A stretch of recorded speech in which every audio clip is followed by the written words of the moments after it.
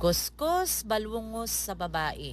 Maraming nagtatanong sa babae kung ano daw ang pinaglalagay niya sa kanyang pagmumukha. Yung babae na yan, marami yang siyang pinaglalagay na arte sa kanyang pagmumukha. Pero wag kayong maniniwala dyan sa babaeng yan na palagi siyang gumagamit sa ganyan ha. Kayang babaeng yan, tanghali na yan siya magising. Siyempre, dahil tanghali na magising ang babae, kay tamad man, ay hindi na yan siya makapaghilamos. Sa gabi naman sa sobrang puyat niya dahil tamad nga, hindi na yan siya maghihilamos minsan. Hindi, minsan madalas nga, kay tamad nga. Sasabihin ko rin pala sa inyo, yung babaeng yan, hindi yan siya magpuko sa isang produkto lang. Kay bakit? Pati ang produkto magsasawa sa kanya.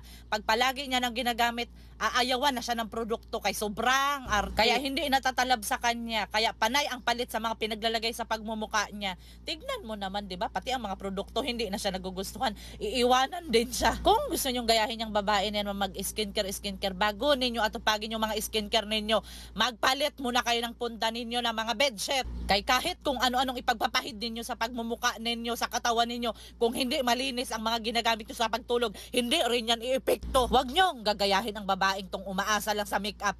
Kay kulang sa bitamina, puyat palagi, walang sustansya ang kinakain. Dapat kakain kayo ng masustansya, ng mga bitamina, para kahit hindi kayo magme-makeup, magaganda pa rin tignan. Magsisipag inom kayo ng tubig, wag puro kayo milk tea. Kay kahit ano pang ilagay ninyo sa katawan ninyo, sa pagmumuka ninyo, kung hindi kayo hydrated, hindi yan iepekto.